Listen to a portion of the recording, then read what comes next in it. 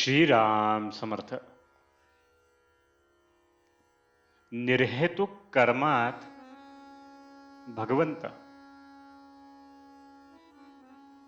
खरोखर आज आपल्याला आपले अंतरंग ओळखण्याची खरी गरज आहे. सत्कर्म असो किंवा दुष्कर्म असो, हेतूवर सर्व काही अवलंबून असते. पुष्कळ पुण्यकर्मे केली आणि काहीतरी विषयाचा हेतू मनात धरला तर काय उपयोग? काबाड कष्ट खूप केले, बायका पोरे टाकून बाह्यांगाने कितीही केले, तरी मन जोपर्यंत तिथे नाही तोपर्यंत राम नाही भेटणार.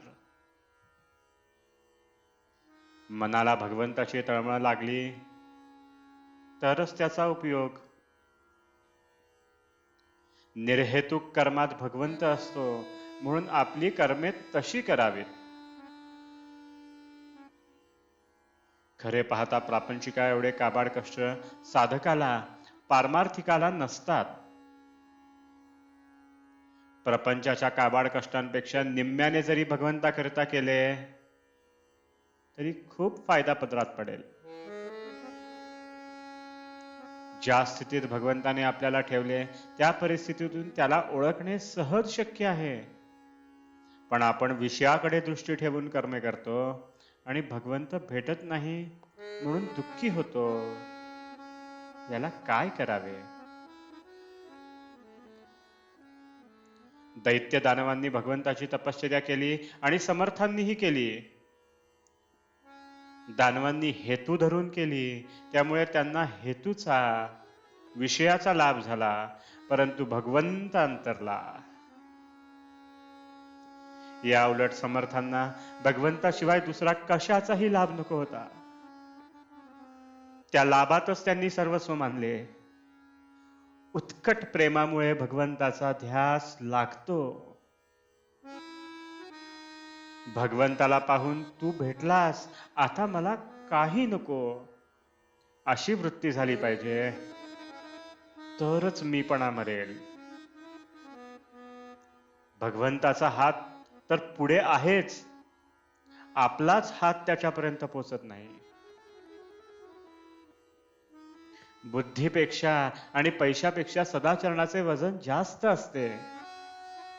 सदाचरण असून भगवंताची निष्ठा असेल आणि आहे त्या परिस्थितीत समाधान ठेवण्याची सवय असेल तर प्रापंचिक सुख लाभते. सुख हे कुठून उत्पन्न करायचे नसून ते आपल्या वृत्तीमध्येच असते. मी भगवंताचा आहे तसेच सर्वजण भगवंताचे आहेत, म्हणून भगवंतावर प्रेम केले की सर्व जगावर प्रेम बसेल. ज्याप्रमाणे भगवंताच्या प्रसादामध्ये एखादा कडू बदाम आला तरी तो आपण खातो, त्याप्रमाणे भगवंताने एखाद्या वेळी दुःख दिले तर ते आनंदाने सोसायला पाहिजे. चिकित्सा थोडी बाजूला ठेवून भगवंताचे आपण स्मरण करावे. अंतःकरणाची शुद्धी नामाशिवाय नाही होणार. नामापरते काही नाही हे एकदा ज्याच्या मनाने घेतले त्याला दुसरे काही सांगावे लागत नाही. मीठ म्हणून जरी साखर खाल्ली तरी साखरेची गोडी आल्याशिवाय राहत नाही. त्याप्रमाणे कोणत्याही परिस्थितीत जरी नाम घेतले तरी ते आपल्याला तारकच ठरेल, यात शंका नाही.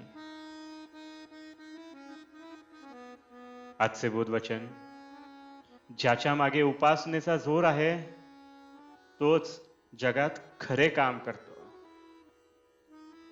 जानकी जीवन स्मरण जय जय राम.